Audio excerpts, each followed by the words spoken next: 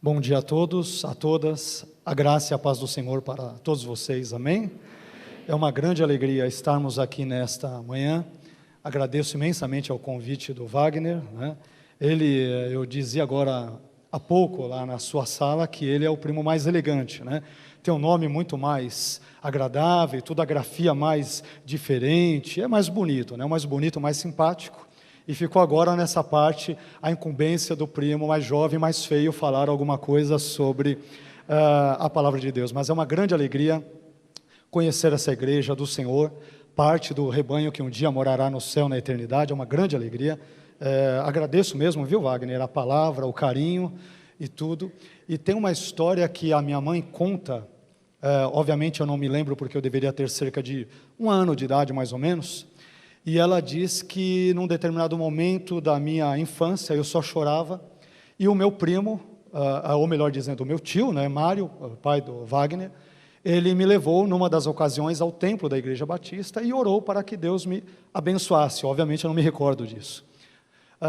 E naquele momento, diz a minha mãe, disse a minha tia Odete também, mãe do Wagner, que o meu tio orou me consagrando, orando para que Deus pudesse fazer alguma obra na minha vida, para que eu pudesse ser chamado, para que eu pudesse um dia servi-lo, né? E, curiosamente, este que aqui vos fala nesta manhã, a última coisa da minha vida que eu já pensei foi, na verdade, ser crente. A última coisa da minha vida. Aliás, quando era do mundão, usando o nosso vocabulário evangeliquez, né, Wagner, se me permite um pequeno testemunho, eu dizia, poxa, eu posso virar tudo nesta vida, né? Posso virar um drogado, um maconheiro, posso virar qualquer outra coisa, um bandido, mas jamais serei crente. Seria a pior tragédia da minha vida. E eis que quem está hoje diante de vocês, né? Deus nos prega peças maravilhosas, né? Ele escolhe aqueles que não são para que sejam, não sou absolutamente nada, mas a glória toda é do instrumentador, a glória toda é de Deus, esse Deus que graciosamente, bondosamente, mesmo cada um de nós não sendo absolutamente nada, pela sua graça Ele nos atraiu, pelo seu amor Ele nos envolveu, e o seu perdão nos trouxe a sua gloriosa e majestosa presença, amém? Então eu glorifico a Deus, é uma enorme alegria estar aqui com vocês, e para falarmos numa manhã sobre um tema um tanto quanto complicado, falar de demônios, né? Poxa, vocês saíram de vossas casas, obviamente para adorarem a Deus, mas para ouvirem algo que diz respeito a demônios, e eu creio que isso é importante porque é um dos assuntos bíblicos e nós já falaremos sobre isso. Antes disso eu quero começar lendo aqui uma palavra. Quero convidá-lo a abrir a sua Bíblia em 2 Coríntios, capítulo 2, versículos 10 e 11. Só para nós lermos um texto aqui inicial, para nortear a nossa fala, e depois nós estaremos compartilhando com vocês esses slides. Depois, inclusive, deixarei à disposição do pastor Wagner, caso alguém se interesse depois para utilizá-lo de alguma forma, ou estudar alguns outros elementos, estará à disposição. 2 Coríntios, capítulo 2, versículos 10 e 11. Não apresentei aqui, na verdade, não falei da igreja que sou, né? Somos de uma igreja aqui que fica na região também, ali da Vila Alpina, mais para a direção do bairro da Olaria, uma igreja pequena, jovem, em construção, que se chama Igreja Evangélica Jaboque, e é uma grande alegria estar aqui com vocês nesta manhã. Espero sinceramente que Deus possa bondosamente falar ao nosso coração. Amém? A vocês que aqui estão, aqueles que estão nos assistindo nessa hora pela internet, que Deus nos abençoe a cada um de nós. Diz assim a palavra do Senhor em 2 Coríntios, capítulo 2, versículos 10 e 11. E a quem perdoardes alguma coisa, também eu, porque o que eu também perdoei, se é que tenho perdoado, por amor de vós o fiz na presença de Cristo, para que não sejamos vencidos por Satanás, porque não ignoramos os seus ardis, ou os seus desígnios, ou as suas artimanhas. Vamos orar? Quero te convidar para ficar em pé, por favor. Vamos ter um momento de oração brevemente, depois nós já iremos diretamente para o nosso estudo, para a nossa reflexão nesta manhã. Pai, eu quero te agradecer pela tua bondade, pela tua graça, pela tua misericórdia. Obrigado, Senhor, pela Igreja Batista Boas Novas existir. Obrigado pela vida do pastor Wagner, pela vida de todos os demais pastores, obreiros, líderes aqui desta igreja, todos os membros, todas as famílias, igrejas ou denominações aqui representadas nesta manhã. Te pedimos ao Senhor que a Tua graça esteja sobre a nossa vida durante estes momentos em que estaremos discorrendo sobre este importante assunto, e é importante porque é bíblico, porque ele encontra fundamento nas Escrituras, na Sua palavra. E te pedimos ao Senhor que o Senhor nos oriente, nos dê graça para transmitir estes ensinamentos, e dê graça da mesma forma te peço ao Seu povo para ouvir, para compreender, para absorver tudo quanto formos ministrar aqui nesta manhã. E que neste ato, Senhor, de ministração e de absorção dela, o Teu nome e apenas o Teu nome seja glorificado. Oramos agradecidos no nome de Cristo Jesus. Amém. Por favor, querido, pode se assentar. Bem, a nossa reflexão tem por título Demônios, origem, natureza, atividades e destino.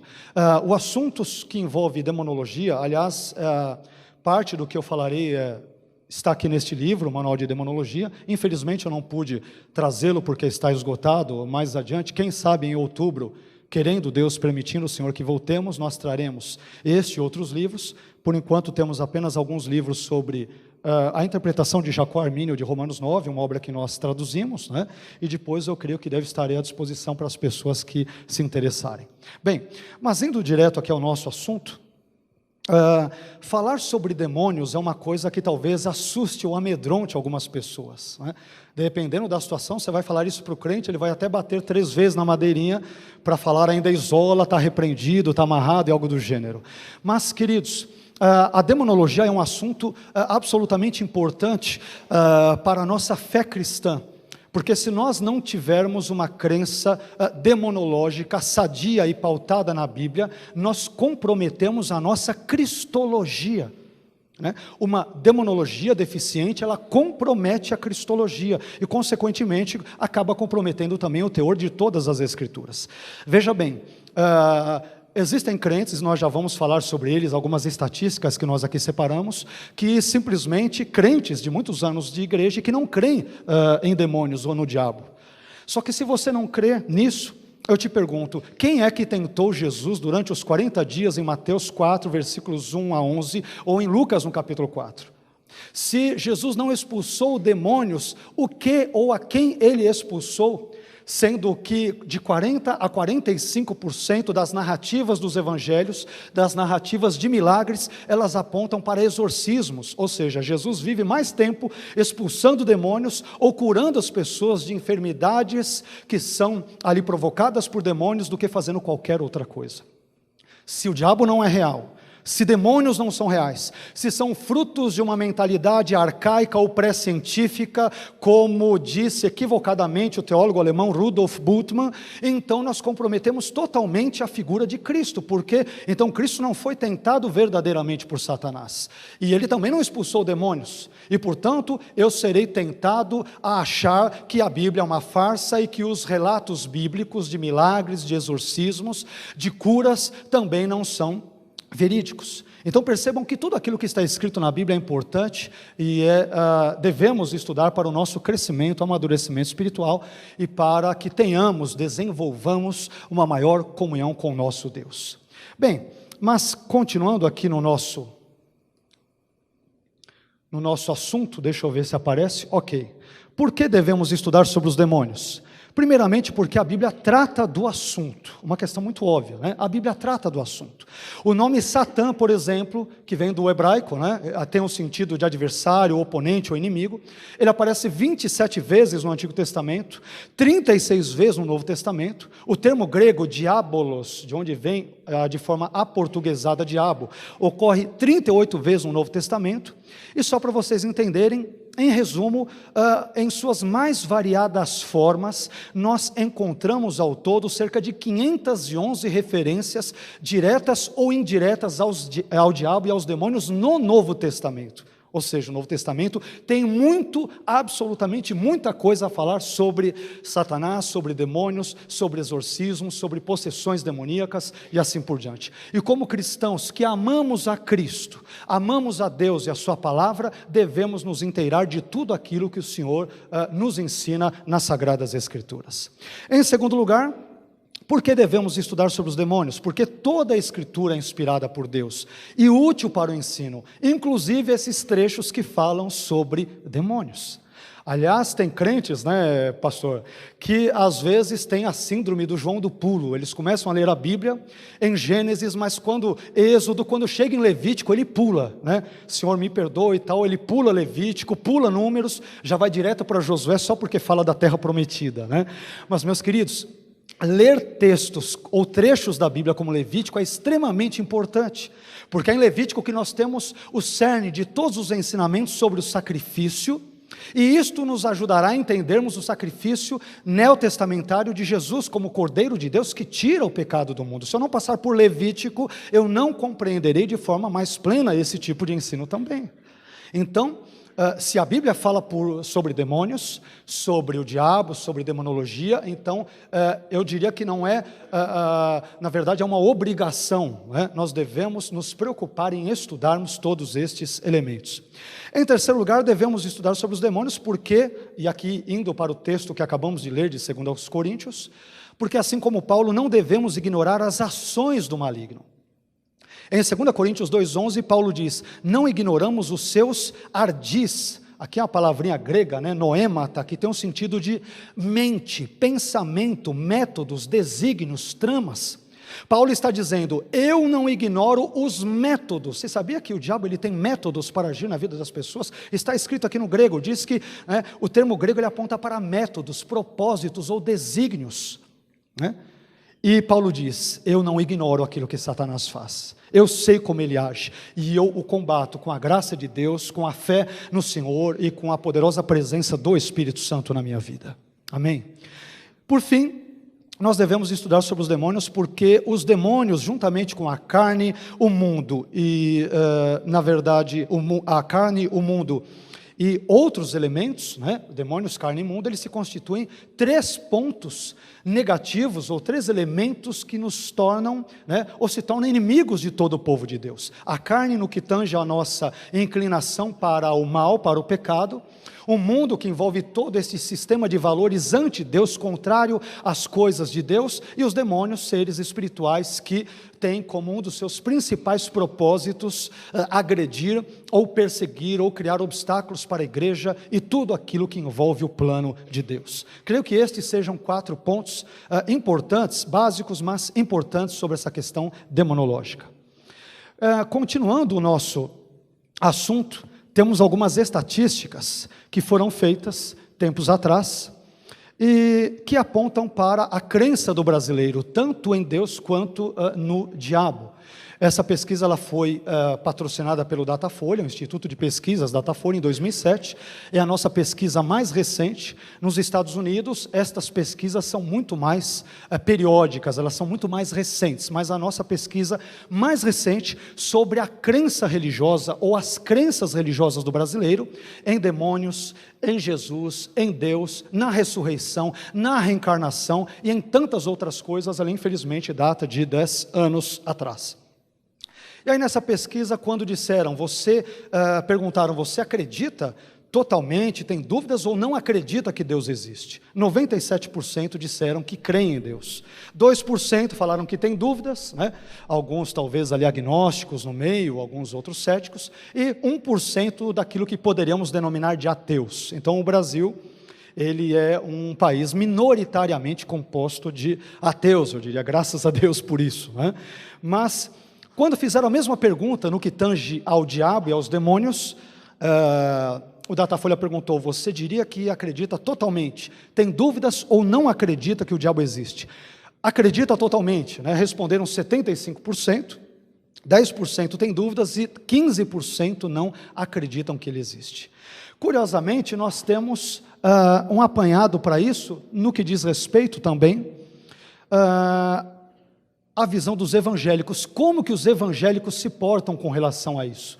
Essa é uma questão bastante interessante. 95% dos evangélicos pentecostais creem na existência do diabo e dos demônios. Agora, os evangélicos não pentecostais, 84% apenas acreditam. Tem uma turma aí, 10% que tem dúvidas se o demônio existe, né, o diabo e os demônios existem, e 6% que são taxativos, não creem no diabo e nos demônios. E são crentes, isso que é o mais problemático, né? São crentes. Tempos atrás, teve um amigo nosso que ele acabou estudando ali, trabalhando no ITA e tudo mais, e frequentou durante muitos anos uma igreja batista, cerca de 10 anos. E quando comecei a conversar com ele, e sabendo da fé dele, ele começou a congregar conosco, uma pessoa muito, muito capaz intelectualmente. Eu sei que conversa vai, conversa vem, ele disse: olha, pastor, eu tenho dificuldade para crer na ressurreição de Jesus, eu tenho dificuldade para crer que Jesus voltará para buscar a sua igreja, e eu não creio também que existem o diabo e os demônios, mas eu sou um crente batista há 10 anos, falei: meu querido, os batistas vão se remoer se ouvir falar isso, porque batista é crente, né? Em Deus, em Jesus, na ressurreição. Eu falei: você me desculpe, né? Ele até se sentiu ofendido, acabou não ficando mais conosco. Eu falei: você me desculpe, mas você não é crente, né? Se você não crê na ressurreição de Jesus, você não crê que Jesus volta, você tem dúvidas da inspiração das Escrituras, e você não crê que diabo e demônios existem, eu acho que você se simpatizou com o pastor da igreja, você se simpatizou com uma série de outras coisas, mas você não entregou ainda a sua vida verdadeiramente, integralmente, totalmente a Jesus, porque se você tivesse feito, você creria totalmente nele e naquilo que a palavra dele ensina. Portanto, queridos, verdadeiros crentes creem sim em Jesus acima de tudo, na palavra de Deus. Acontece que essa palavra ensina também sobre a existência do diabo e dos demônios. Amém? E continuando ainda, conforme nós vamos um pouco mais adiante, nós vemos aqui o perfil social daqueles que creem na existência do diabo, é algo que também denuncia. 78% das mulheres contra 73% dos homens crê no diabo e nos demônios, ou seja, as mulheres, as irmãs creem mais, aquelas mulheres de oração, de Deus, né? As mulheres, elas creem mais. Quanto à escolaridade, 78% das pessoas que creem pertencem ao ensino fundamental, cursaram até o ensino fundamental. E no que tange à renda, 79% dos entrevistados dentro dessa pesquisa feita, dos 75% que creem no diabo, eles ganham até 2 salários mínimos por mês.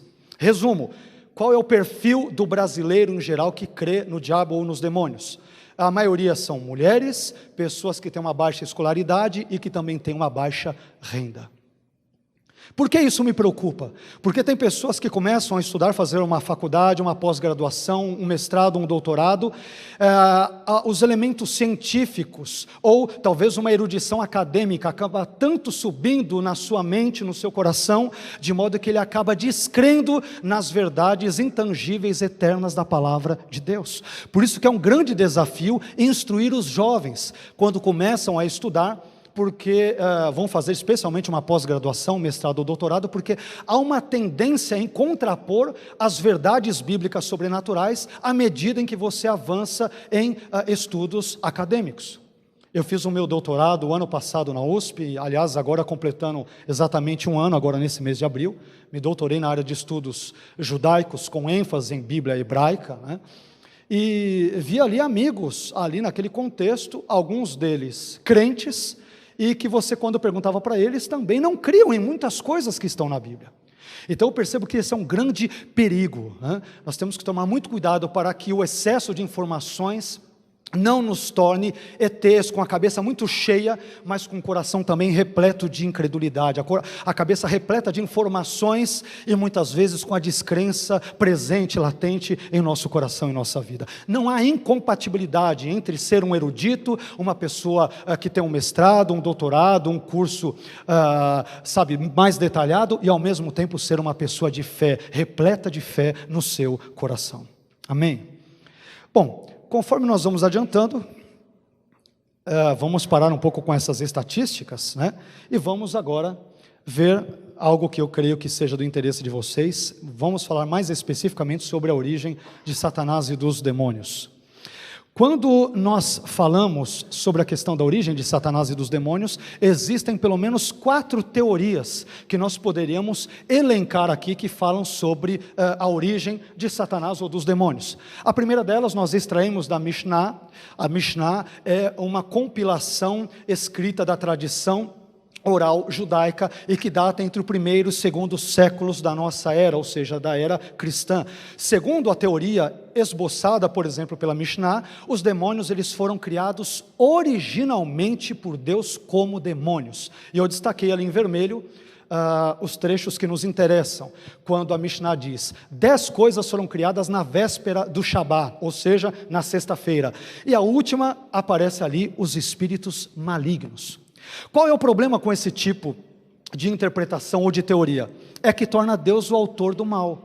Não existiram anjos bons como Lúcifer, daqui a pouco nós falaremos sobre ele, se é que a Bíblia fala sobre esse termo Lúcifer, mas essa teoria dirá que não existiram anjos bons que depois pecaram e se tornaram anjos maus ou demônios, entre eles o próprio Satanás. Ela diz: Deus já criou os demônios como tais. E aí é complicado, né? Porque Jesus ele passa boa parte do seu ministério expulsando demônios que o próprio Pai criou para Ele mesmo expulsar nas pessoas. Quer dizer, fica uma coisa absolutamente antagônica, né? E isso tornaria Deus, sem dúvida alguma, autor do mal e do pecado. Então, se há uma coisa certa, esta coisa é que Deus não criou os demônios, como seres maus, seres maléficos ou seres malignos. Depois nós temos a nossa segunda teoria. A primeira teoria criacionista, a segunda a teoria que eu denominei flaviana, porque ela é derivada de Flávio Joséfo, um famoso historiador judeu, que é contemporâneo dos apóstolos Paulo, Pedro e os demais no Novo Testamento. Ele vive entre os anos 37 a 100 da nossa era, 37 a 100 depois de Cristo. E aí, para Flávio Joséfo, os demônios eles são as almas dos homens maus falecidos. Então o sujeito é mau, então imagino que não deve nascer sempre novos demônios por aí, né? Alguns deles ali, sei lá, quando morrerem, da Lava Jato, enfim, é só uma digressão no pensamento, né? Mas os demônios, eles são as almas dos maus que entram no corpo ou nos corpos dos homens vivos. Então, meus irmãos, nós vamos ter que viver repreendendo, porque o que vai surgir de demônio, inclusive eu prevejo lá da região de Brasília e outras áreas, né? Vamos ter que viver amarrando, repreendendo o demônio todo dia e toda hora. Mas essa é uma explicação um pouco complicada de Flávio Joséfo, né? E quando nós cristãos nos pautamos, né, especialmente a nossa fé na Bíblia, na Palavra de Deus, nós temos grandes dificuldades em aceitar isso, porque parece-nos que a Bíblia aponta para outra direção, que nós já veremos logo no nosso texto. Além disso, uma terceira explicação sobre os demônios é a chamada teoria enoquiano-justiniana, porque ela mistura textos como o primeiro Enoque, que é um texto pseudepígrafo e data de 200 a.C. aproximadamente, com a obra Segunda Apologia de Justino Mártir, que data aproximadamente entre o primeiro e segundo séculos depois de Cristo. Então, temos a obra de primeiro Enoque, que data de segundo antes de Cristo, e depois Segunda Apologia, que data do segundo século depois de Cristo. E aí, essa teoria irá dizer mais ou menos o seguinte: o primeiro livro ali, né, eu separei as duas partes, diz que os demônios eles são os filhos de Deus de Gênesis 6. Isso é exemplificado pelo livro ali de capa preta. Então aquele texto que diz de Gênesis capítulo 6, versículos 1 a 4, que os filhos de Deus, em hebraico Bnei HaElohim, eles conheceram as Bnot HaAdam, ou seja, as filhas dos homens, e coabitaram com elas. Estes seres, vistos por parte da tradição bíblica como sendo anjos, ao quererem se deitar com as mulheres, e segundo alguns intérpretes, ao fazerem-no, eles acabam se tornando demônios. Essa é a perspectiva adotada por 1 Enoque, capítulo 19, versículo 1. Já na perspectiva de Justino de Roma, um dos pais da igreja, só para abrirmos aqui um parêntese, é o nome dado aos bispos ou teólogos cristãos que sucederam os apóstolos, né, no término do ano 100, e que eles vivem ali do ano 100 até o ano 600, 650 aproximadamente, e nos legaram vários textos filosófico-teológico, bíblicos, discutindo sobre questões bíblicas, teológicas profundas, e parte da nossa fé, por exemplo, que hoje nós defendemos, ela é oriunda deles. Curiosamente, ela é oriunda deles. Daqui a pouco eu vou falar sobre Isaías 14, Ezequiel 28, que talvez você tenha ouvido na escola dominical e desde a sua infância, que está claramente presente nos textos de Isaías 14 e Ezequiel 28, né? Mas quando lemos a história, descobrimos que esse tipo de perspectiva teológica é oriunda dos pais da igreja, e eu vou mencionar vários deles para você entender a raiz da nossa fé. Porque às vezes nós temos certas crenças, né? O rei da Babilônia, o rei de Tiro, por trás deles havia um ser do mal chamado Satanás que agiu. Muitos vão inclusive identificar Satanás com querubim de Ezequiel 28, versículos 11 a 19. De onde surge esse tipo de crença? Isso aparece primeiramente nos pais da igreja. Essa turma que vive entre os anos 100 a 650 depois de Cristo, e que nos legaram esse tipo de fé, presente ainda hoje no nosso meio cristão, de modo geral, ok? Bem, mas vamos lá. Conforme nós vamos continuando, temos ainda a última explicação, nessa parte. Deixa eu ver se vai aqui. Ok, eu pensei que eu ia ter que repreender aqui o aparelho, tá? Se eu fizer alguns trejeitos estranhos, eu estou lutando com ele e repreendendo, mas vamos lá. A quarta teoria, eu diria que a teoria angelical, e talvez seria, na verdade, não uma teoria, mas a verdade bíblica, né? Nós aqui a denominamos de teoria, mas eu vejo, na verdade, como ponto de vista defendido pelas Escrituras. E essa quarta teoria diz simplesmente que os demônios, eles são anjos caídos que pecaram contra Deus. A meu ver, esta é a posição ou posicionamento filosófico, teológico, bíblico, que mais se adequa ao teor das Escrituras. E é importante, inclusive, este posicionamento, porque ele isenta Deus de ser o autor do mal e do pecado, como vimos na Mishnah, no primeiro dos nossos slides, desses aqui que apresentamos, onde um grupo de judeus entenderam que Deus criou os demônios como tais nas vésperas do Shabá. E essa perspectiva, que é a bíblica, ela vai dizer, não, Deus criou os anjos como seres bons, mas eles, ao fazerem um mau uso do seu livre-arbítrio, ou da liberdade que Deus lhes conferiu, eles escolheram deliberadamente se revoltar contra Deus, contra a sua obra, contra os seus planos, e é por isso que de anjos bons se tornaram demônios. Eu creio que um dos textos que exemplifica isto bem, é Mateus 25, 41, que diz lá, então Jesus, né, Mateus, ele relatando um trecho de um discurso escatológico e profético de Jesus, ele diz, então dirá também aos que estiverem à sua esquerda, apartai-vos de mim, malditos, para o fogo eterno, preparado para o diabo e os seus anjos. Então existem anjos que seguem o diabo, e isto nos dá a entender que o diabo também é um anjo. Mas qual é a distinção, já adiantando um ponto, qual a distinção básica entre um anjo bom e um demônio, que também é um anjo? Envolve a questão do caráter. Anjos que não caíram, eles são seres bons, que obedecem a Deus, que confiam nele, que sempre obedecem às suas ordens, à sua palavra. Demônios, eles são seres espirituais perversos, malignos. Então a distinção básica entre anjos e demônios envolve o elemento do caráter. Anjos sempre são bons, demônios sempre são maus, e agem malevolamente ou perversamente. Quando vamos para Apocalipse 12, 7, lá também fala sobre o dragão e os seus anjos. Dragão ali, sabemos que é um epíteto, é um outro nome dado a Satanás. Então, mais uma vez, nós vemos a ligação entre dragão, diabo e anjos, o que quer dizer que demônios, eles são anjos, mas anjos caídos. E por que eles caem? Aí nós temos a resposta, a parte dela em 2 Pedro, capítulo 2, versículo 4, e também Judas 6, que depois vocês podem acompanhar. O texto diz, Deus não perdoou aos anjos que pecaram. Isso quer dizer que em algum momento eles haviam se conservado na fé em Deus, em obediência a Ele.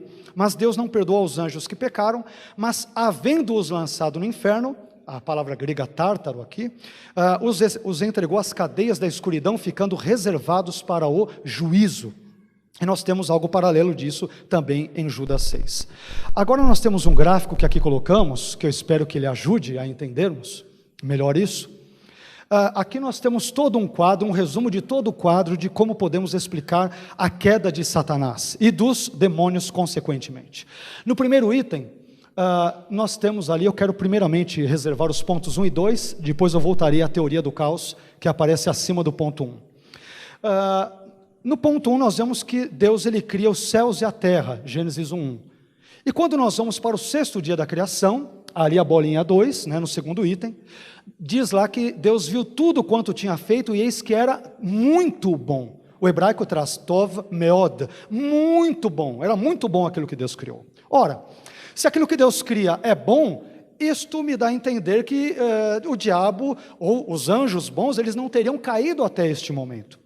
Caso contrário, como poderíamos dizer que Deus encerra a criação dizendo que tudo foi muito bem e houve uma tragédia sem precedentes como a queda de Lúcifer, assim denominado pela tradição, e também de outros anjos, Então eu acho um tanto quanto complicado esse tipo de perspectiva.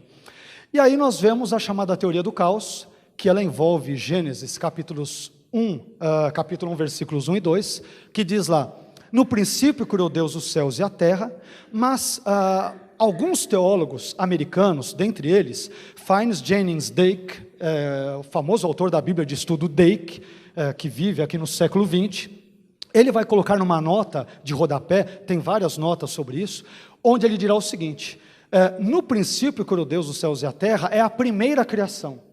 No segundo versículo, e a terra era sem forma e vazia, Vehaaretz haetá tohu vavohu, a terra era sem forma e vazia. Daí que irá dizer que o verbo era ali não é mais correto. A tradução mais adequada deveria ser: a terra tornou-se sem forma e vazia. E aí, como que Dake explica isso? Ele diz: em Gênesis 1:1, Deus ele criou a primeira terra, a primeira humanidade. Em Gênesis 1:2, Lúcifer ele cai. E é ele que para Gênesis 1:2 com Ezequiel 28 e Isaías 14. E quando você lê a Bíblia, se você tiver aí com você ou na sua casa, a Bíblia de Estudo Dake, pegue as páginas 60 em diante lá e dê uma folhada, ele vai dizer que quando a Bíblia diz que o Espírito de Deus se movia sobre a face do abismo, sobre as águas, estas águas se referem ao dilúvio de Lúcifer. Ou seja, Lúcifer caiu entre Gênesis 1:1 e 1:2, e a sua queda provocou ou proporcionou o primeiro dilúvio da humanidade, que foi o dilúvio de Lúcifer. E então Lúcifer destrói toda a terra, Deus tem que fazer tudo de novo por causa da queda do diabo. Ou como diríamos em bom tupiniquim brasileiro, a queda do capiroto. Então, essa queda, essa perspectiva de Dake, ela é um tanto quanto complicada, porque nós não lemos nada sobre os dois dilúvios na Bíblia, o dilúvio de Noé e o dilúvio de Lúcifer, quer dizer, não há nada disso na Bíblia. Então, mesmo porque o verbo hebraico raiá, como aparece em Gênesis 1:2, ele pode ser traduzido como tornou-se em alguns contextos bíblicos veterotestamentários, mas a maioria esmagadora dos teólogos, filólogos, exegetas do Antigo Testamento diz que essa não é uma tradução adequada para a construção sintática de Gênesis capítulo 1, versículos 1 e 2. Enfim, mas não vou entrar em detalhes para não ser também muito técnico, enfadonho. Logo terminaremos com questões mais práticas, calma aí. O Wagner já está olhando para mim feio, Ele falou: Carlinhos, cuidado aqui, senão, depois do culto vai ocorrer o seu funeral, devagar, Falei para ele: Wagner, fique tranquilo que eu vou apenas até às 5 horas da tarde falando. Ele falou: fique tranquilo, depois o seu enterro será em seguida, Mas vamos lá, continuando o texto, nós temos uma outra explicação quando nós vamos para Gênesis, nos capítulos 2 e 3, estou me referindo ao terceiro ponto.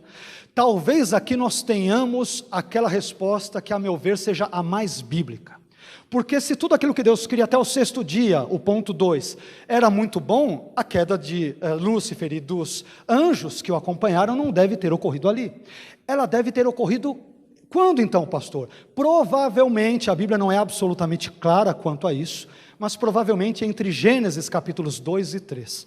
Porque no capítulo 3, a serpente já aparece no Éden, e o autor posterior, João, em Apocalipse, escrevendo por volta de 90 até 95 ou 98 depois de Cristo, ele irá dizer que ele se refere ao diabo como a antiga serpente.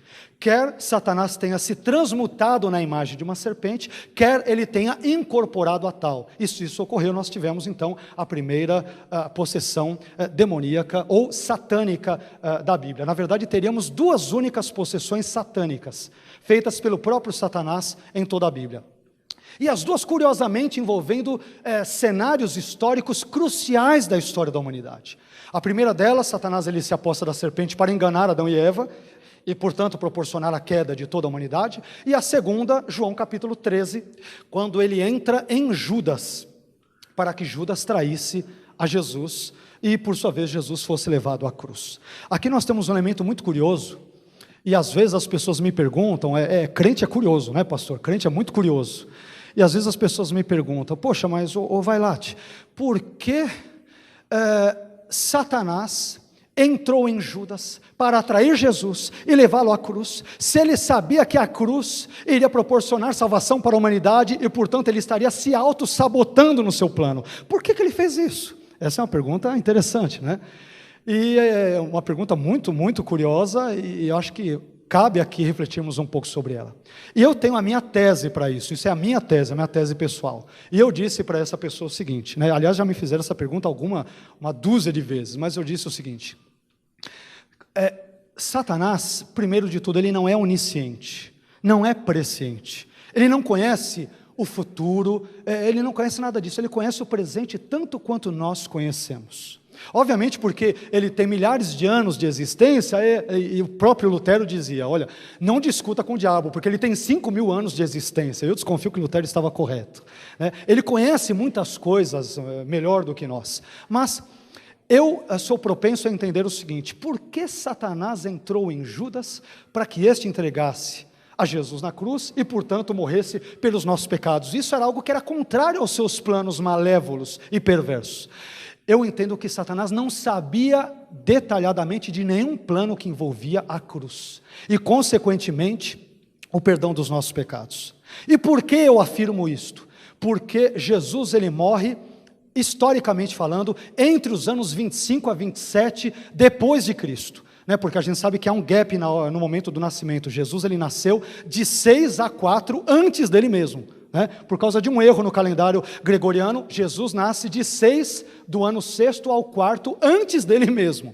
Então, Jesus, ele deve ter morrido e, portanto, ressuscitado entre os anos 25 a 27, talvez 28, depois de Cristo. O que eu quero dizer com isso? O primeiro livro do Novo Testamento a ser escrito, segundo a maioria esmagadora dos estudiosos do Novo Testamento, foi 1 Tessalonicenses. E 1 Tessalonicenses foi escrito entre os anos 49 e 50 depois de Cristo. Portanto, cerca de 20 a 24 anos depois de Jesus morrer e ressuscitar. O que eu quero dizer com isso? É que Satanás não tinha acesso a nenhuma parte do Novo Testamento quando ele entra em Judas para tentar sabotar o plano de Jesus. Ele não tem a menor noção. Então eu imagino que um dos maiores sustos que ele levou foi quando na manhã do terceiro dia Jesus, ele ressuscita dos mortos. Ele não tinha base escriturística para saber disso. Não havia Bíblia, não havia Novo Testamento, né? Não havia. Eu disse para vocês, 1 Tessalonicenses é escrito só no ano 50, os evangelhos entre os anos 60 e 70, Apocalipse na década de 90 da nossa era. Então ele não tinha Bíblia, por não ter, ele estava andando às cegas, achou que estava sabotando o plano de Deus, mas ao levar Jesus à cruz, acabou cumprindo o plano desde a eternidade passada, que Deus havia programado para proporcionar a salvação a mim, a você e a todos aqueles que pela graça crerem em Cristo, amém? Ele fez a maior bobagem da vida dele, não sabia, né? E simplesmente contribuiu para a execução do plano divino. Bem,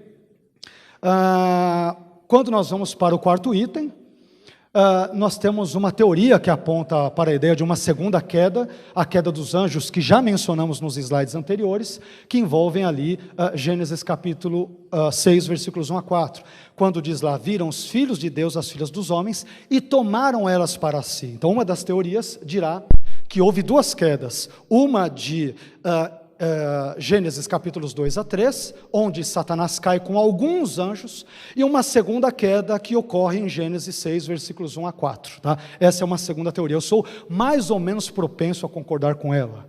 E tempos atrás descobri que eu não estava sozinho, o Dr. Russell Shedd, falecido, também cria, na verdade, na mesma coisa, que havia duas quedas, uma ali no contexto de Gênesis capítulos 2 e 3, e também a segunda em Gênesis 6, é uma possibilidade, Bem, vamos para agora Isaías 14, Ezequiel 28. Esses textos de Isaías 14, Ezequiel 28, eles descrevem, retratam a queda de Satanás, como que o judaísmo e o cristianismo antigo interpretaram esses textos. Eu acho que isso é extremamente importante. É claro que, por questão de tempo, eu teria que dar uma corrida aqui, Mas vamos ver como isso foi entendido. Quanto tempo eu tenho, Wagner? Até que horas aqui, por favor? Não, aí não, senão você vai... Depois você... Ok, eu vou sair um pouquinho, qualquer coisa, você puxa o paletó aí, tá? Bom, como nós podemos compreender a identidade do rei da Babilônia, de Isaías 14, e a identidade do rei de Tiro, de Ezequiel 28, segundo a tradição judaica, primeiramente? E aí eu coloquei as principais interpretações dadas ao longo dos séculos. Isso é interessante porque a maioria esmagadora dos cristãos desconhecem esses tipos de interpretação, né? É até importante para nós sabermos as origens da nossa fé, que não estão aqui, estarão a partir dos próximos slides, né? Aí vocês vão se assustar, vocês vão dizer, poxa, mas eu creio nisso, né? E vocês descobrirão que alguém pensou nisso muito antes de você e de mim, né? Isso está na Bíblia, mas foi desenvolvido por teólogos ao longo da história do cristianismo, destes 2000 anos de cristianismo. No ponto de vista judaico, nós temos, por exemplo, o rei da Babilônia, ele é visto como Nabucodonosor. A maioria dos textos rabínicos, né, o Talmud babilônico, a Mechilta de Rabi Shimon Bar Yochai, não precisa se preocupar com nada desses nomes, desses palavrões, né, e a outra Mechilta de Rabi Ishmael, que são comentários, são antologias, compilações de reflexões judias, né, de rabinos, sobre textos da Torá e do Antigo Testamento como um todo. Então eles dirão que foi Nabucodonosor. Segundo Enoque, capítulo 29, versículos 3 e 4, também conhecido como Enoque Eslavônico, que é uma obra pseudepígrafa e que data mais ou menos entre o primeiro e o terceiro séculos da nossa era, diz que é um anjo. Aliás, se vocês lerem, segundo Enoque, capítulo 29, versículos 3 e 4, vocês verão que a nossa crença na queda de Satanás está fielmente retratada ali. É um texto pseudepígrafo, né?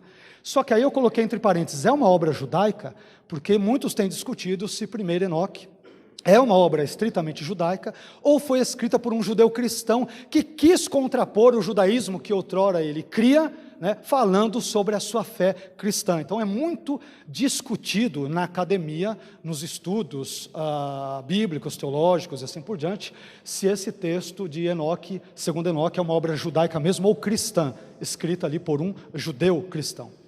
Do outro lado, o rei de Tiro, ele é visto por Adão, né? Ele é visto, ou melhor dizendo, sendo entendido como sendo Adão, mesmo porque a palavra hebraica Adam, traduzida como homem, que aparece 2 vezes, ela aparece no texto, em vez de aparecer a palavra mais comum para homem, que é Ish, né? Não sei se você sabe, mas Ish, em hebraico, é o homem, ser humano do sexo masculino. As irmãs já estão dizendo, agora eu entendi, porque só faz besteira, né? Ish, tinha que ser homem mesmo, né? Então quando você fala Ish, não é Ish Maria, viu meu irmão, você é crente, tá? Mas quando você fala Ish, você está falando hebraico sem saber. Ish é homem, homem é ser humano do sexo masculino, mulher é Ishá, Ish veishá, homem e mulher. Adam é o nome genérico para ser humano ou humanidade, tá? Mas curiosamente não aparece Ish em hebraico em Ezequiel 28, aparece Adam, talvez fazendo um trocadilho com Adão de Gênesis 2 e 3. Enfim, pena que nós não temos tempo aqui para entrar nos detalhes sobre isso. Mas uma outra explicação diz que o rei de Tiro é um rei anônimo, né, uma posição mais sensata, e uma terceira, que é extraída do Midrash Tanhumá, que é uma obra tardia, já entre o 8º e 9º séculos depois de Cristo, dirá que é Irão, o rei de Tiro. Esse é um resumo do quadro do pensamento judaico sobre os reis da Babilônia e de Tiro. Nenhuma destas visões, com a única possível exceção de 2 Enoque 29, que não sabemos se é um texto judaico ou cristão, irá dizer que é um anjo. Todos eles dirão que é um homem. Agora, de onde vem a nossa construção teológica, a nossa fé de que nós temos a queda de Satanás nesses textos? Agora que vocês vão aprender algumas coisas interessantes, eu quero compartilhá-las com vocês. Este sujeito aí que vocês veem, na época algum paparazzo pegou ele, tirou ali uma selfie com ele ali e tudo, né? E aí Orígenes, que vive entre o século II até meados do século III, né, 254, ele vai dizer o seguinte, eu não vou ler todos os textos, porque senão nós não conseguiremos concluir aqui a nossa proposta, mas o de Orígenes, na sua obra De Principiis, ou seja, um tratado sobre os princípios, que envolvendo princípios da fé cristã e tudo, ele diz algo que é o resumo da maioria esmagadora da fé das igrejas, majoritariamente. E você nem sabia que o seu pensamento sobre Satanás e a queda vem de Orígenes. Olha o que ele diz. Essas palavras da profecia de Ezequiel, referindo-se ao capítulo 28, versículos 11 a 19, sobre o rei de Tiro, referem-se a um poder adverso. Ele caiu dessa bem-aventurança, ou seja, ele não foi criado como demônio, ele caiu desta condição. Nós cremos nisso. Quando nele se encontrou a iniquidade. Por isso pensamos que estas palavras, são ditas a respeito de um anjo. Por outro lado, encontramos o mesmo ensinamento a respeito de outro poder contrário no profeta Isaías. E aí ele vai citar Isaías e vai fazer um link com Lucas 10, 18, quando Jesus, ao enviar os 70 discípulos, ele diz: eu vi a Satanás como um raio cair do céu. Então esse link, esse vínculo interpretativo entre Isaías 14, versículos 12 a 15, Ezequiel 28, versículos 11 a 19, e Lucas 10, 17 e 18, explicitamos apenas o versículo 18, eles são construídos primeiramente na história, pelo que sabemos, por meio de Orígenes. E isso faz pelo menos parte da base da fé da maioria esmagadora das igrejas cristãs, pelo menos no nosso contexto ocidental. Veja que coisa interessante, né? Bom, pulando, depois nós temos Tertuliano. Tertuliano, da mesma forma, Tertuliano é quem vai idealizar o conceito de trindade que nós temos. Aliás, depois vocês podem ler aí o livro do pastor Gabriel, né, que ele escreveu sobre a trindade, e Tertuliano foi a pessoa que idealizou o conceito de trindade. Existe um único Deus em essência, mas que subsiste em três pessoas distintas, Pai, Filho e Espírito Santo. Esse conceito não está bonitinho, claro, na Bíblia. Quem o idealizou? Tertuliano. A nossa fé na trindade vem dele. Olha que interessante. Dele, por meio da leitura que ele fez das Escrituras, tá? Um dos pais da igreja no contexto latino. Tertuliano vai dizer que o rei da Babilônia, em Isaías 14, é uma referência ao diabo. Vamos mais adiante, Agostinho, ele vai dizer que tanto em Isaías 14 como em Ezequiel 28, esses reis da Babilônia e de Tiro têm por trás de si agindo o diabo, da mesma forma. Mais adiante ainda, Cirilo de Jerusalém, já no quarto século, também vai dizer que em Ezequiel 28, o rei de Tiro ali exemplificado é uma referência a Satanás. Um último exemplo aqui nesse ponto. O único que destoa de todos eles é Hipólito de Roma, que ele vai dizer que em Ezequiel 28, em Isaías 14, nós não temos ali Satanás, mas nós temos o anticristo. O anticristo, segundo as Escrituras, é um homem, né? Segundo a Tessalonicenses, capítulo 2, depois você pode ler em casa, o anticristo, ele é chamado ali em grego, né? Hoantropos tesanomias, ou seja, o homem da iniquidade, o homem da impiedade. Então não é um espírito, embora o espírito do anticristo, conforme 1 João capítulo 4, opere no mundo, todavia, segundo a Tessalonicenses 2, o exemplifica e o vê como um homem de carne e osso, que certamente ele virá sobre a eficácia de Satanás, é o que diz o contexto, em contextos ainda futuros, não sabemos se próximos ou distantes, para querer rivalizar contra Deus, a obra de Deus e assim por diante. Então, Hipólito de Roma é quem destoa de todos os seus predecessores, entendendo que os reis ali da Babilônia e de Tiro referem-se, na verdade, ao anticristo, que na época dele era entendido como sendo o Papa. O Papa era o anticristo. Bom, depois nós temos algo curioso, mas eu não sei se eu terei tempo para falar aqui, no que tange ao surgimento da palavra Lúcifer, ou Lúcifer, né, em latim, ou Lúcifer. Existem algumas pronúncias possíveis de acordo com o tipo de latim que você estuda, né? Ou latim reconstruído, ou latim eclesiológico, ou o latim mais acadêmico, né? Lúcifer, a pronúncia está correta da mesma forma. A palavra Lúcifer aparece 5 vezes na Bíblia, 4 delas no Antigo Testamento e uma no Novo. Curiosamente, em nenhuma das ocasiões, lembrando que Lúcifer é uma expressão latina que vem da Vulgata, a tradução de Jerônimo, feita entre o IV e V séculos da nossa era, onde ele traduz os textos dos originais hebraico e grego, né? Aliás, Jerônimo morou muitos anos em Israel, e de lá ele começa a traduzir parte do texto bíblico. Então, o resumo destas ocorrências é que em nenhuma delas nós vemos claramente, na versão da Vulgata, tá? Não no texto original, grego ou hebraico, mas em nenhum contexto nós vemos Satanás ser claramente vinculado a Lúcifer, porque em Isaías 14, ali na quarta linha do quadrado, aparece a palavra hebraica Helel. Helel quer dizer o brilhante, aquele que brilha.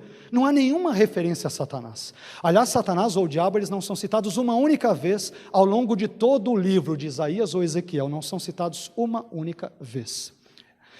E aí, curiosamente, nós descobrimos que, enquanto Isaías 14:12 não fala claramente que Satanás um dia foi um sujeito chamado Lúcifer, o Novo Testamento, em 2 Pedro 1,19, na tradução de Jerônimo, vincula Lúcifer a Cristo. Lúcifer seria uma referência a Cristo, na tradução de Jerônimo, e onde ele diz ali o seguinte: e temos muito firme a palavra dos profetas, estou citando 2 Pedro 1,19, e temos muito firme a palavra dos profetas como a uma luz que alumia em lugar escuro, até que o dia esclareça, e Lúcifer apareça em vosso coração. A maioria esmagadora dos teólogos do Novo Testamento entendem que esse texto se refere a Cristo. Lembrando que Lúcifer, ou Lúcifer, aqui é uma tradução da Vulgata. O grego ele traz fósforos, né? Fósforos, ou seja, aquele que é portador de luz. Os palitinhos, aquelas caixinhas que nós temos na nossa casa lá para o fogão e tudo mais. Essa é a palavra que é usada para Jesus em 2 Pedro, no capítulo 1 e versículo 19. Bem, com relação à natureza dos demônios, Wagner, me dá um toque aqui, viu? Porque eu acho que eu estou tentando ir, eu estou meio, eu estou tentando correr, eu vou, para nós vermos aqui se terminamos, mas vamos lá.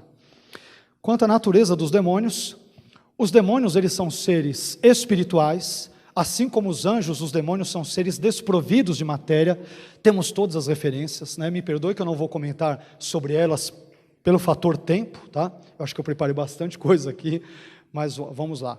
Eles também são seres pessoais. Os demônios, eles não são forças impessoais como o vento, por exemplo. E porque sabemos que eles são providos de personalidade ou pessoalidade? Eles possuem intelecto, temos vários exemplos aí, eles sabem que Jesus é o Filho de Deus, podem influenciar as pessoas, portanto não são forças impessoais, são pessoas, têm personalidade, possuem emoções. Tiago 2,19 diz que os demônios creem e estremecem diante de Deus. Esse estremecimento aponta para um caráter psíquico, psicológico ou emocional. Gritam e imploram.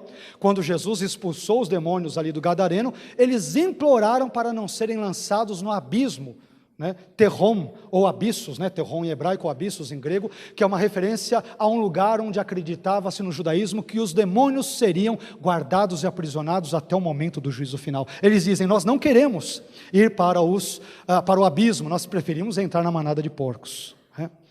E aí eles também possuem vontade, já adiantando, preferiram entrar ali nos porcos do que serem lançados no abismo. Isso demonstra uma inteligência, né? Não são bobos nem nada. Em vez de irem já para o abismo, quiseram pelo menos entrar em animais impuros e continuarem vivos naquele contexto do que serem aprisionados. São maus também. Nós acabamos de mencionar aqui que o aspecto fundamental que distingue os anjos dos demônios é o caráter. Enquanto os anjos são bons, os demônios, por sua vez, são perversos. E são poderosos, mas o poder deles, obviamente, é totalmente limitado pelo nosso Deus Todo-Poderoso. Satanás, os demônios não fazem nada sem que Deus lhes permita fazer. Nada, eles não têm essa autonomia. Aliás, nenhum de nós, entrando num aspecto mais amplo daquilo que é chamado de providência divina em teologia, nenhum de nós pode fazer absolutamente nada, nem mover um dedo. Eu não poderia estar aqui nesta manhã, nem você, se a providência de Deus, graciosamente, não nos possibilitasse estarmos aqui para estudarmos um pouco sobre a palavra gloriosa do nosso Deus. Então, se aqui estamos, é porque a graça de Deus, misericordiosamente, nos proporciona esse tipo de benefício. As atividades dos demônios Você vê que os demônios cansam, né? Você já deve estar cansado. Mas vamos lá. Impedem encontros entre os cristãos. 1 Tessalonicenses 2,18, Paulo diz que ele quis ver os tessalonicenses, mas ele diz assim: Satanás nolo impediu. Eu quis ver vocês, mas o diabo não deixou. Está lá, 1 Tessalonicenses 2,18, depois vocês podem conferir. Opõe-se ao evangelho. Paulo irá dizer em 2 Coríntios 4,4 que o Deus deste século cegou, não a visão biológica, física, mas cegou o entendimento dos incrédulos, para que não lhes resplandeça a luz do evangelho da glória de Cristo. Por isso que tem coisas que a gente fala: meu Deus, mas crer em Deus é tão maravilhoso, mas o diabo cega o entendimento das pessoas, elas não enxergam um palmo diante delas, não enxergam que estão caminhando a passos largos em direção ao abismo, porque Satanás, os demônios, buscam afastá-las e separá-las de Deus. Aliás, um dos possíveis sentidos do termo grego diabo, diabolos, vem da preposição dia, que quer dizer através de, e vem do verbo grego balo, que quer dizer lançar ou atirar. A ideia do diabo é alguém que atira para lá e para cá, ele desestabiliza, ele divide, ele busca acima de tudo separar as pessoas do Criador que as fez, de Deus. É por isso que Deus proporcionou, creio eu, esse momento para falarmos sobre esses assuntos, para que conheçamos mais a Ele, a Sua palavra, estes assuntos, e para que não sejamos ignorantes, como Paulo nos alerta em 2 Coríntios 2,11, quanto a estes assuntos demonológicos. Bom, eles promovem também morte, destruição e doença. Se você duvida disso, é só ler Jó capítulos 1 e 2, onde todas as desgraças ocorrem na vida de Jó, em decorrência de uma ação satânica sobre as suas vidas. Aliás, Satanás ali, Hassatã em grego, ou diabolos, rodiabolos, aparece 14 vezes entre Jó capítulos 1 e 2, mostrando a intensa atividade demoníaca naquele contexto. Acusam os pecadores diante de Deus, em Zacarias 3, buscam destruir os cristãos. A Bíblia diz que o diabo, vosso adversário, nosso, anda em derredor, rugindo como leão, buscando a quem possa devorar. Ele é nosso adversário. Amém, meu irmão? Ele não é teu amigo não, viu? Ele quer ver o teu mal, ele quer te arrastar para o lugar que está designado já para ele, que é o inferno. Nosso amigo é Jesus, nosso amigo é Deus, o Espírito Santo, a palavra gloriosa de Deus. Então, creia realmente que o diabo e os demônios existem, mas creia acima de tudo que há um Deus que é mais poderoso, todo-poderoso sobre todos eles, e que nos deu e nos dará vitória cabal e completa contra todo o reino das trevas, em nome de Jesus. E também tentam as pessoas, Mateus capítulo 4. O destino dos demônios, bem propício ali, não só de demônios, viu, queridos, mas daqueles que não crerem em Jesus como Senhor e Salvador, sem nenhum tipo de terrorismo gospel, mas sermos bem corretos, senão, meu irmão, você que está reclamando, está um friozinho e tal, olha para onde você pode ir com calor bem legal lá, eu não quero Jesus tal. Então, meu irmão, se está calor aqui, eu sempre digo, está calor aqui, no inferno é pior, no inferno é pior. Então, aqui é uma foto que tiraram lá, você vê que o diabo não é muito bom do layout da casa dele, mas enfim, tinha que fazer um feng shui, alguma coisa assim, mas vamos lá. Bom, não há provisão de salvação para os demônios, por isso que eles têm um destino já marcado. Só que aqui cabe uma explicação que eu também tentarei ser breve aqui. Mas, por que os demônios eles são destinados ao lago de fogo e enxofre? Para respondermos essa questão, temos que responder uma antes, que é importantíssima, que é, Deus não provisionou salvação para os anjos. Acabamos de dizer alguns minutos atrás que Satanás e os demônios são anjos caídos. Mas lemos em Hebreus 2,16 que ele, Cristo, evidentemente não socorre a anjos, mas socorre a descendência de Abraão. O que quer dizer isso? Se você ler o contexto de Hebreus 2, ele está falando sobre aspectos salvíficos ou soteriológicos. E Deus, na sua soberania, ele não quis salvar os anjos. E por que ele não quis salvá-los? Temos duas explicações, duas respostas principais. Primeira, talvez porque eles não são os anjos eleitos mencionados em 1 Timóteo 5,21. Ou seja, Deus não os escolheu incondicionalmente para serem anjos ou demônios. Essa é uma das explicações. Se Deus os escolheu para serem demônios, por mais que eles façam, eles não podem reverter essa escolha. Eu acho essa postura um tanto quanto complicada. A segunda eu já acho um pouco mais bíblica, que diz o seguinte: os demônios eles vão para o inferno, para o lago de fogo, e não tem provisão de arrependimento, porque Deus, em sua presciência, um subaspecto da sua onisciência, viu que eles jamais se arrependeriam de seus pecados. E eu citei 2 exemplos, 1 João 3,8 e João 8,44. 1 João 3,8 diz que o diabo peca desde o princípio. O verbo grego ali, peca, hamartanei, aponta para a ideia de um pecar contínuo. João está dizendo, ele vive pecando desde o início. Ele é um sujeito incorrigível. Deus, ao saber disso, não provisiona a salvação para ele e para os demônios. Eu particularmente entendo assim. João 8,44 diz que o diabo não se firmou na verdade. Aqui nós temos um verbo no imperfeito que transmite a ideia de que ele não esteve se firmando, ou seja, ele sempre buscou se afastar da verdade de Deus, da palavra de Deus e de todas as coisas que dizem respeito ao reino de Deus. Porque ele quis fazer isso, então Deus disse para ele, seja feita a tua vontade, vai para o inferno, meu filho, né? Vai para o quinto dos infernos, né? Se é que existe o quinto do inferno ali, né? Mas e o seu destino será o lago de fogo e enxofre, conforme Mateus, Apocalipse e Judas, tá? Eu não vou ficar citando por questão de tempo, estou tentando correr. Se o Wagner aqui me permitir, e se vocês também me permitirem, quero concluir com algumas lições práticas, para não ficarmos perdidos apenas em meras elucubrações teológicas ou filosóficas, muitas vezes áridas. Eu creio que nós podemos extrair muitas lições aqui práticas para a nossa vida, um resuminho de tudo aquilo que nós dissemos, mas de uma forma bem prática. Quero citar aqui, separei 5 autores. Primeiramente quero citar C.S. Lewis, no seu livro muito propício para a nossa discussão desta manhã, Cartas de um Diabo a seu Aprendiz. Se vocês não leram, leiam. Aliás, leiam tudo que C.S. Lewis escreveu, que ele é muito bom, né? Deus o dotou de uma capacidade, intelectual, escreve com muita fluidez, com muita graça de Deus, foi um homem de Deus, um ex-ateu que Deus graciosamente chamou para si, converteu. Leiam. Agora, o que chama a minha atenção, eu quero ler esses trechos agora nessa parte final, estes últimos slides no nosso término da nossa fala. Então, a primeira coisa que eu aprendo é que o diabo se serve de 2 erros que cometemos com frequência. Em geral, crentes ou não crentes, cometemos com frequência, especialmente os não crentes, mas crentes cometem também uma parte destes erros. Vamos ler Lewis, porque estamos em boa companhia com ele. Há 2 erros semelhantes, mas opostos, que os seres humanos podem cometer quanto aos demônios. Um é não acreditar em sua existência. Lembra da nossa estatística? A gente mencionou agora no início. O outro, e tem muito crente que não crê, muito crente que não crê. Aliás, é o cúmulo do paradoxo, né? Muito crente que não crê, mas enfim. O outro é acreditar que eles existem e sentir um interesse excessivo e pouco saudável por eles. Os próprios demônios ficam igualmente satisfeitos com ambos os erros, e saúdam o materialista, que diz que eles não existem, e o mago, que atribui tudo a eles, com a mesma alegria. Então, meu irmão, vigia, viu? Eu sei que você não gosta do capiroto, nem gosta que mencione o nome dele, mas o capiroto existe. Ele já está destruído, já foi derrotado na cruz, graças a Deus, mas ele não está morto não, viu?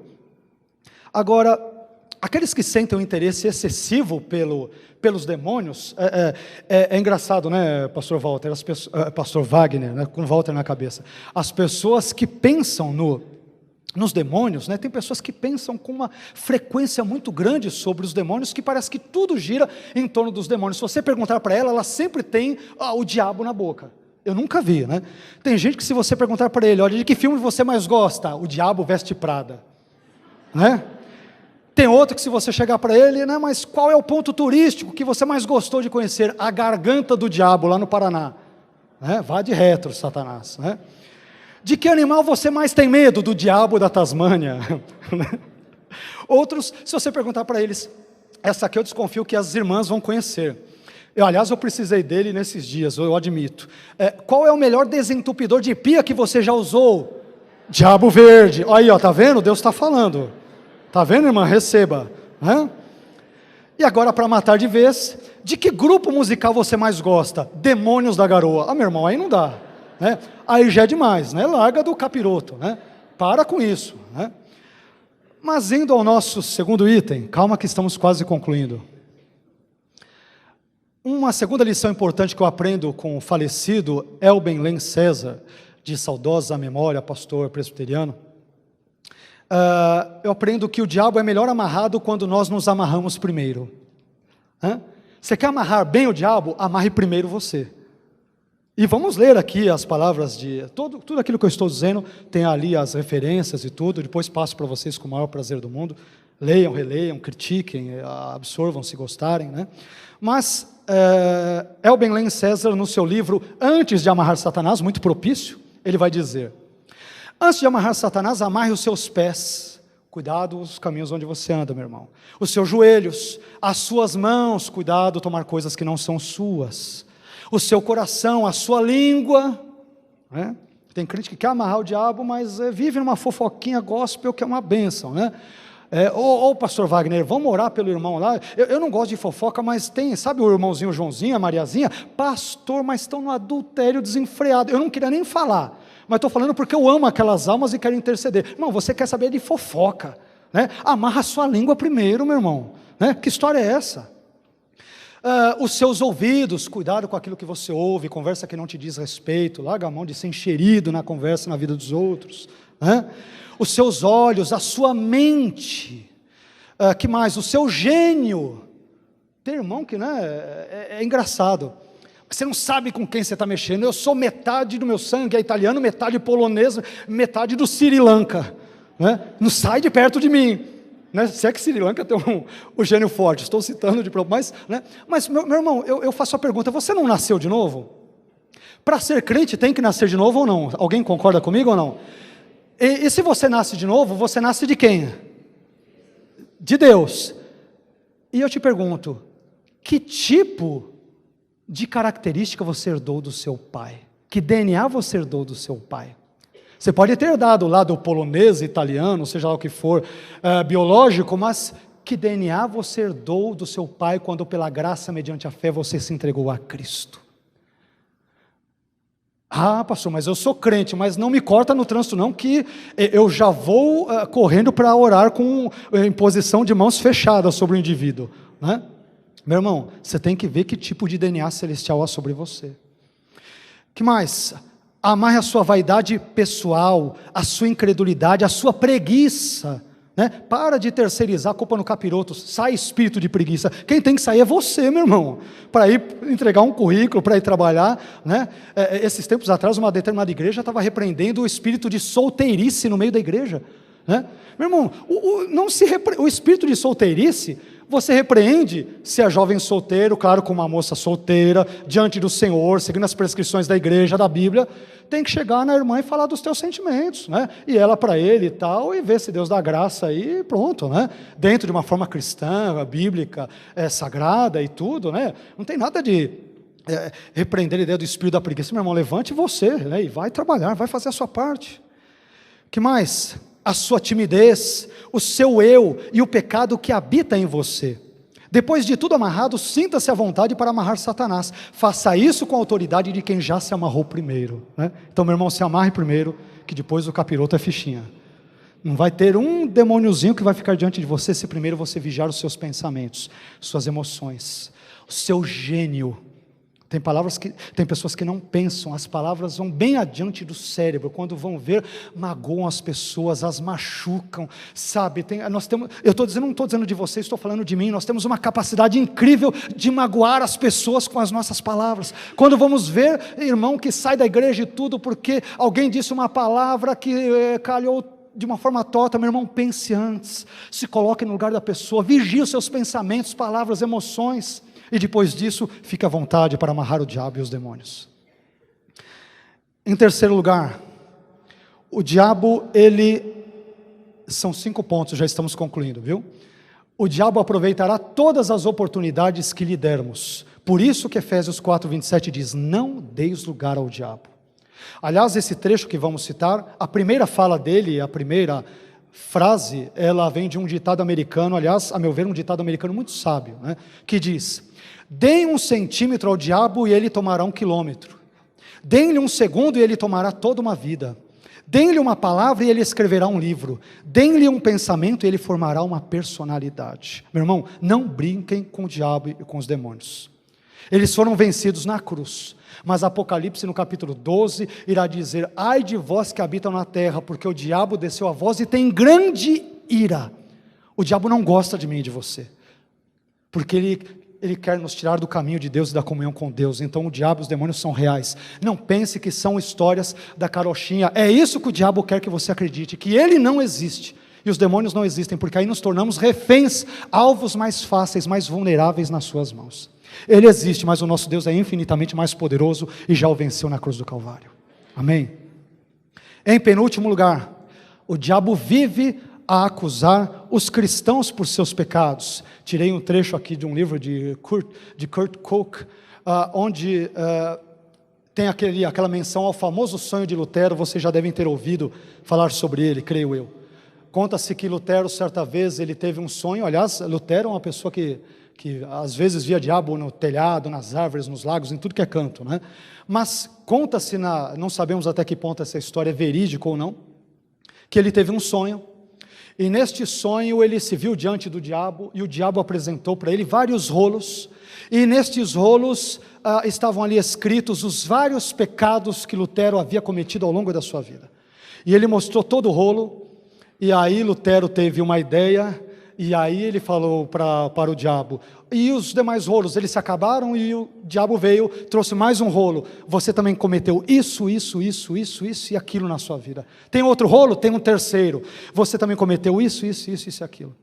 Ele pegou então sua caneta no tinteiro, molhou, pegou cada um dos pergaminhos e escreveu: mas o sangue de Jesus Cristo, seu Filho, nos purifica de todo o pecado. Satanás pode nos acusar, mas o sangue do Cordeiro de Deus, ele nos purifica de todo o pecado. Amém? Se Satanás ou os demônios te acusam, maior é Deus que nos proporciona perdão em Cristo quando nos arrependemos de fato, de verdade diante dele. Perdão este ou situação esta proporcionados pela graça. Amém, queridos? Finalmente, para o alívio de vocês, eu citei um texto do Peregrino, de John Bunyan, muito conhecido, uma das literaturas mais vendidas, amadas no mundo. Se você não leu, leia, meu irmão, depois da Bíblia, tá? A Bíblia acima de tudo, leia, releia, estude, medite na Bíblia, mas se pudesse indicar um outro livro depois, sem medo de errar, eu indicaria o Peregrino de John Bunyan.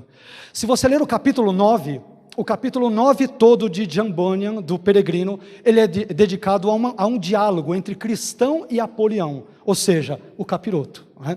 Então, o 9º capítulo é dedicado a uma conversa, a um embate, um combate que cristão, que prefigura cada um de nós rumo a Canaã celestial, ele tem com o diabo.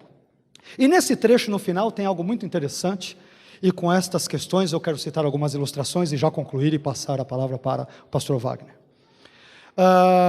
Tem um trecho que diz o seguinte do Peregrino: longa foi a peleja entre cristão e Apolião, e durante ela só brilhou nos olhos de cristão um olhar de alegria, quando feriu Apolião com a sua espada de 2 gumes. Aqui é um símbolo para a palavra de Deus. Olhou então para o céu e sorriu. Terminando o combate, pensou o cristão em dar graças àquele que o livrara da boca do leão, àquele que o auxiliara contra Apolião. 3 coisas chamam a minha atenção nesse trecho da obra de Bunyan. Primeiro, o conhecimento que cristão, o personagem fictício de Bunyan, que representa todos os verdadeiros cristãos ao longo da sua jornada neste mundo. Primeira coisa que nós vemos é o conhecimento que o cristão tem da palavra de Deus. Se você ler o capítulo 9, você vai ver que o cristão imita Jesus. Ele vence o diabo citando trechos de Miqueias, de Romanos, de várias passagens bíblicas. Portanto, ele é alguém que conhece a palavra de Deus, né? Ele conhece ela de forma coesa, ele a ama e ele a conhece. E isso é representado pela espada de 2 gumes que o cristão maneja tão bem, dever este de todo e qualquer verdadeiro cristão e cristã: conhecer a palavra de Deus. E não fazermos como aquele sujeito da história do VCC. Já ouviram falar dessa história do VCC ou não? Já ouviram? Conta-se que certa vez um caipira, ele estava trabalhando no seu trabalho, né, rotineiro, num canavial, quando de repente ele viu brilhar no céu as letras VCC. Como ele era muito religioso e muito temente a Deus, ele julgou que aquelas letras significavam: vai, Cristo chama. E aí, muito piedoso, ele foi até o pastor da sua igreja, imaginemos que era o pastor Wagner, né? E ele chegou para o pastor e falou: pastor, olha, eu me sinto comissionado para pregar o evangelho para as tribos, para fazer missões transculturais e tudo. E o pastor Wagner perguntou: mas o caipira, né, caipira da história, tá, com todo o respeito do mundo aos caipiras, aos que moram no interior, eu nasci no interior também, em São Caetano, mas, e o pastor, né, eu sou, São Caetano é interior, né, eu sou de lá, mas, o Wagner chega para ele e fala: ô caipira, mas espera aí, para você sair pelo mundo afora, pregando o evangelho e fazendo missões, o pastor Wagner, que ama a Bíblia, honra a Bíblia, quer saber de ensinar corretamente a Bíblia, chegou para ele e falou: você tem que conhecer a Bíblia. Você conhece a Bíblia suficientemente falando, a fim de poder pregá-la a todo mundo? E o caipira disse: claro que eu conheço, né? E que texto da Bíblia você mais gosta e conhece? E aí o caipira disse: eu gosto principalmente da parábola do bom samaritano. Ah, é mesmo? Disse o pastor Wagner. Então conte para mim aí a parábola do bom samaritano, para ver se eu te aprovo, para você poder seguir aí o seu caminho, pregando o evangelho em todo mundo. E aí o homem começa a contar a história dele, a parábola do bom samaritano, segundo o caipira da história do VCC. E a história começa assim, abre aspas: descia um homem de Jerusalém para Jericó, e caiu entre os salteadores, e ele lhes disse: varões irmãos, escutai-me, não tenho prata nem ouro, mas o que tenho isso te dou. E entregou-lhes os seus bens, e a um deu 5 talentos, e a outro 2, e a outro 1, a cada um segundo a sua capacidade. E partindo dali, foi conduzido pelo Espírito ao deserto, e os corvos alimento lhe traziam, pois alimentava-se de gafanhotos e mel silvestre. E sucedeu que, indo ele andando, eis que um carro de fogo o ocultou da vista de todos. A rainha de Sabá viu isso e disse: não me contaram nem a metade. Depois disso, ele foi até a casa de Jezabel, a mãe dos filhos de Zebedeu, e disse: tiveste 5 maridos, e o homem que agora tens não é teu marido. E olhando ao longe, viu a Zaqueu pendurado pelos cabelos numa árvore, e disse: desce daí, pois hoje almoçarei na tua casa. Veio Dalila e cortou-lhe os cabelos, e os restos que sobraram foram 12 cestos cheios para alimentar a multidão. Portanto, concluiu o caipira, não andeis inquietos dizendo: o que comeremos? Pois o vosso Pai Celestial bem sabe que necessitais de todas estas coisas. E todos os que o ouviram se admiraram da sua doutrina, fecha aspas. Depois disso, ele esfregou as mãos e falou: como é, pastor Wagner? Estou aprovado ou não aí para ser missionário lá, né? Conheço ou não a Bíblia? E o pastor Wagner, né, coçou assim a cabeça, falou: meu filho, eu desconfio que aquelas letras que você viu no céu, VCC, não significavam vai, Cristo chama. Antes deveriam ser lidas: vai cortar cana, né? O teu trabalho vai cortar cana, o teu negócio é esse, não é Bíblia, não é chamado, né? Mas a segunda coisa que chama minha atenção, já prometo que eu já estou concluindo.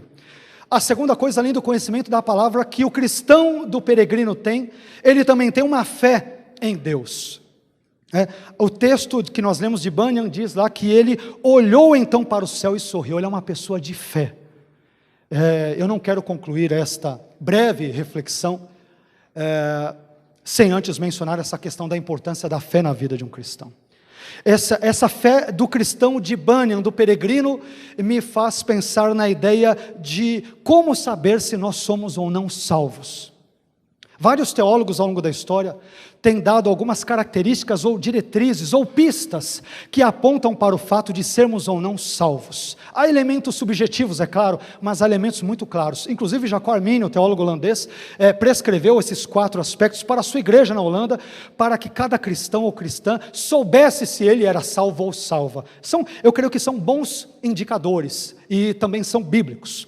Então, essa vida de fé de Bunyan me aponta para esses 4 elementos, ou esses 4 ingredientes que uma pessoa salva deve ter na sua vida. Aliás, eu creio que é muito importante você sair daqui e pensar se esses 4 elementos que eu mencionarei, de algum modo estão presentes na sua vida. Primeiro deles, como saber se eu sou salvo? Em primeiro lugar, você tem uma fé genuína em Jesus? É a coisa mais importante. Ninguém é salvo se não crê em Jesus, como o seu Senhor e Salvador único, supremo, né, todo-poderoso. Se nós não cremos em Jesus, devemos desconfiar da salvação ou do tipo de salvação que temos. Não é confiar no pastor, não é confiar na teologia da igreja, não é confiar numa denominação, não é confiar num teólogo, não é confiar numa filosofia, num sistema, é confiar numa pessoa, na pessoa bendita de Jesus de Nazaré. Será que você crê que Jesus de fato morreu na cruz pelos seus pecados? Essa, eu diria que é a primeira característica de uma pessoa que é salva. Segunda característica, o testemunho interno do Espírito Santo. Paulo irá dizer em Romanos que o Espírito Santo testifica com o nosso espírito de que somos de Deus. Será que você tem esse testemunho interno do Espírito Santo na sua vida? Isso é muito subjetivo, né? Você não pode ter marido pela sua esposa, esposa você não pode ter pelo seu filho, filho você não pode ter pelo seu tio, pelo seu avô, pelo seu pai, por ninguém. Cada um de nós deve ter esse testemunho interno do Espírito Santo. Terceiro lugar, luta contra a carne. Essa inclinação que às vezes você tem para ver certos filmes que não devem ser vistos, para participar de certas rodinhas que não devem ser compartilhadas, para agir da certa maneira como você age, você luta contra isso ou você tem prazer nisso? Estou me referindo a questões pecaminosas, é claro. Você luta contra isso. Uma das características de um verdadeiro cristão, uma pessoa salva, não é que ele nunca peca, mas ele luta contra a carne. Ele luta. Em quarto e último lugar, ele pratica boas obras. Não somos salvos pelas boas obras, somos salvos pela graça mediante a fé, Efésios 2:8. Mas somos salvos para as boas obras. Que frutos a sua árvore tem dado, meu irmão? Que frutos? Frutos de amor, de simpatia, de graça. Eu vejo aqui o pastor Wagner cumprimentando cada uma das pessoas quando vem aqui. Eu vejo o amor, eu vejo a simpatia, eu vejo o carinho, né? Essa é uma das características. Não é só isso, estou usando como exemplo aqui, bem prático, bem atual, que todos nós vimos, mas o nosso trato com os outros, a nossa maneira de agir, né, com o nosso vizinho, talvez num prédio, talvez na rua, como nós agimos. Então, as obras que nós praticamos, elas denunciam muito sobre quem nós somos. De maneira que, muitas vezes, para usar um adágio popular no contexto evangeliquez, muitas vezes, aquilo que nós fazemos grita tão alto na nossa vida que as pessoas quase que não conseguem ouvir aquilo que nós falamos.